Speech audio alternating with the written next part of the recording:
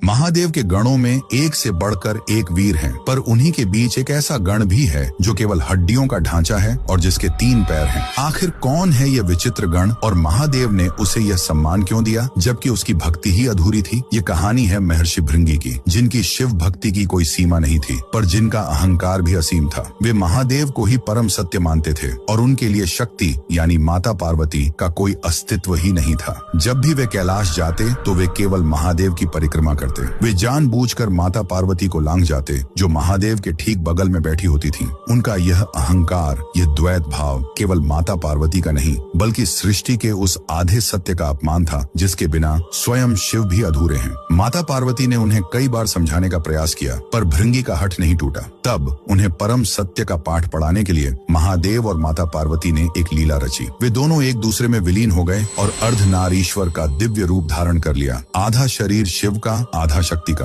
अब भृंगी के लिए केवल शिव की परिक्रमा करना असंभव था, पर उनका अहंकार तो देखिए। उन्होंने एक भृंग यानी भौंडरे का रूप धारण किया और उस अर्धनारीश्वर स्वरूप के बीच से छेद करके केवल शिव के हिस्से की परिक्रमा करने का प्रयास करने लगे। ये देखकर माता पार्वती समझ गईं कि अब इन्हें केवल ज्ञान नहीं बल्कि अनुभव की आवश्यकता है। उन्होंने भृंगी के शरीर से शक्ति तत्व को खींच लिया। उन्होंने कहा, यदि तुम शक्ति को नहीं मानते तो तुम्हारे शरीर में उसका कोई अंश नहीं रहेगा। और उसी क्षण भृंगी के शरीर से सारा मांस, रक्त और मज्जा लुप्त हो गया, क्योंकि यह सब प्रकृति यानी शक्ति का ही स्वरूप है। वे केवल हड्डियों का एक निष्प्राण ढांचा बनकर पृथ्वी पर गिर पड़े। वे खड़े भी नहीं हो पा रहे थे। तब उस पीड़ा के क्षण में उन्हें अपनी भूल का एहसास हुआ। वे समझ गए कि शिव चेतना है तो शक्ति ऊर्जा है, एक के बिना दूसरा अपूर्ण है, शक्तिहीन है। उनकी इस दशा को देखकर करुणामयी महादेव का हृदय द्रवित हो उठा। भृंगी का पश्चाताप सच्चा था। तब महादेव ने उन्हें सहारा देने के लिए एक तीसरा पैर प्रदान किया